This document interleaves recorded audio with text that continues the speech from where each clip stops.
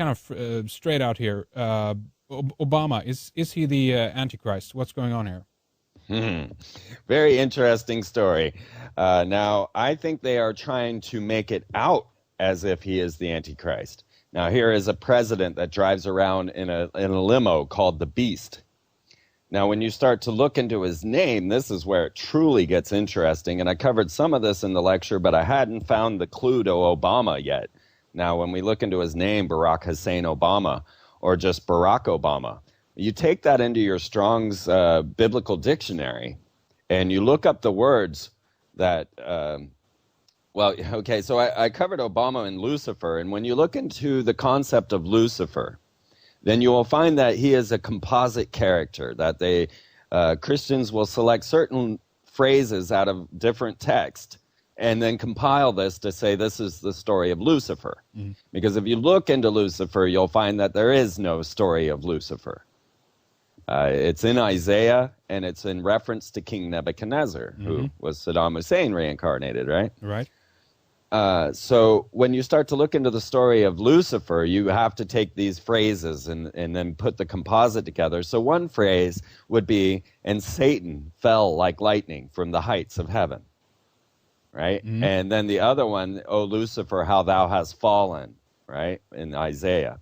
And that phrase in Isaiah using the word Lucifer is the first time the word Lucifer has ever been used is in the King James Bible. Prior to the King James Bible, the word Lucifer does not exist. Zephyros, Phosphoros, things of this nature, but not Lucifer. Now, Lucifer is Venus, when you look it up in the dictionary, or a friction match. So when we start to get the idea of Lucifer, we've got this composite using these phrases, and so we have, and Satan fell like lightning from the heights of heaven. Well, the word Barak in Hebrew is lightning. Mm-hmm. The word Ba-ma is from the heights or from the heavens. And the use of a O, U, or V, which in Hebrew would actually be a V, but you can transliterate to O or U, means from. So the very name Barack Obama means lightning from heaven, lightning from the heights. And this is the very description of Satan. And that's the kind of the Kabbalistic version of this or interpretation of this. And that to me even more kind of confirms the idea that the Bible is more of a blueprint. I mean, I personally come from the perspective that the Bible actually isn't prophetic as such. It actually is the fact that our leaders and those in charge of the world, pretty much the geopolitical scene and the occult scene, are trying to play out what is in the Bible here on earth at this time, it seems like. I don't know. What's your take on that, Freeman? I agree with you completely. It is a grimoire. It is an ancient grimoire of magic that is being used to bring about something. You know, the understanding of this is beyond most of our knowledge. Even Jesus would tell people, look, I tell them this, but I tell the disciples what it really means. But then again, I probably aren't telling you the truth either. I'm only giving you as much food as you can handle, right?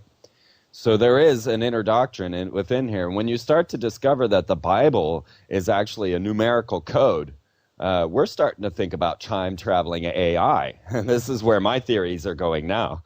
Because, you can take the Bible, stick it in a computer, and it opens up a code. And if you can take it to another level, put it in a three-dimensional, then you get this Bible code, as they've been talking about. And being able to decipher different words, different phrases that come from skipping numerical letters, going from this to that. But the Bible itself is a mathematical equation, and therefore it's, to me, more high-tech than godly. So I agree with you on that level. Well, that's an interesting point. And also, if we take into consideration all the councils, all the ecumenical councils that's taken place, it literally means that the Bible also has taken about 1,500 years or so to actually write. That means that it's a pretty elaborate book that they put together there, Yes, it's pretty incredible. There's no doubt about that. My problem always with the Bible is when people come into interpretation, without looking to see what they really... I mean, everyone knows the story of Lucifer falling from heaven, being the most beloved angel of God. But I say, go find that for me in the Bible and show it to me. We get these stories and we believe they're real, and they're not even in the Bible. Right. But do you think that they're trying to actually create the story? It's almost like it's not a thing of the past, but almost a thing of the future, or at least kind of in one way than happening right now, if you know what I mean. Yes, yes, and it was Dante and Milton that really composed the whole story of Lucifer as Satan, and so they're actually from the mystery schools, Yeah. the whole concept. But we know that these people are Luciferians because I can outline in database all of the Luciferian connections and symbology uh, in this story. So that's when we start to come to understandings of who the Luciferian are, and what's going on. Mhm. Do you think that Um, they are pretty much in charge in that sense of civilization and the globe and where things are heading right now? Yes, and my personal opinion is that these type of people, the Luciferian type, those that want now what it is those that want control, right? And that's a Luciferian idealism. So money is a Luciferian idealism. So when you have this power to say, I want this and I can have it, then you have no gratitude because you have now used a magic spell. You've used your power to take this thing. You have not been gifted it by a divine presence. And so this is where the usurpation comes from our divine selves. We are removed from our divine connection, and we now believe we have the power.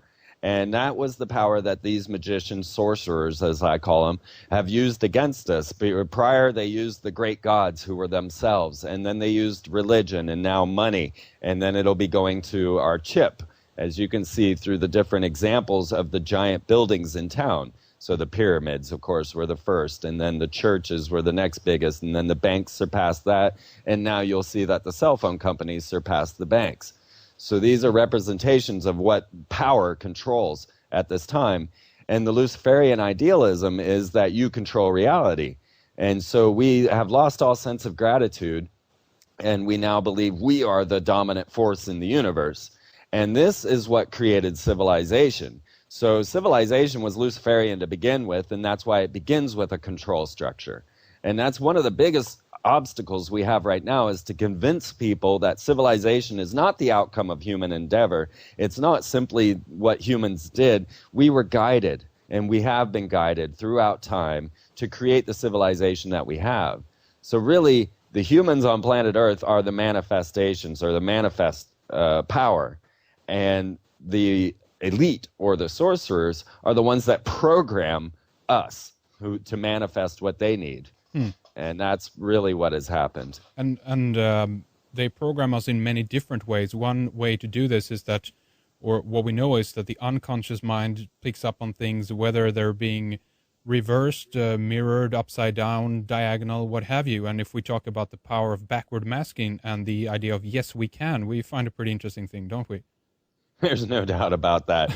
And you'll even see in my film on the Obama cloning and the coming space war that the editor took me saying, "Thank you, Satan," which is what you get when you reverse "Yes, we can." And he took me saying, "Thank you, Satan," and it says, "Yes, we can." Yeah. So it works in both forward and backwards.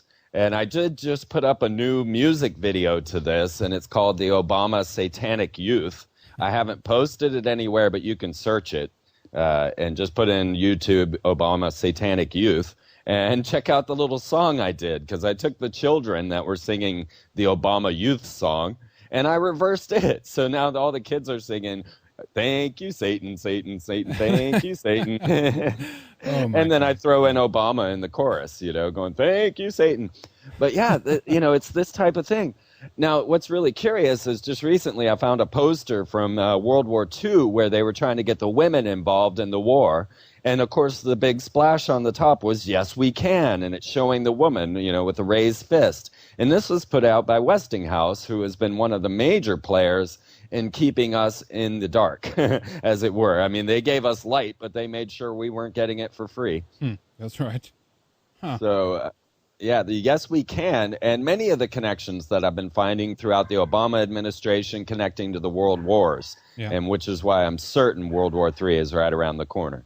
Okay, really. And how do you think that will play itself out then? I mean, we couldn't.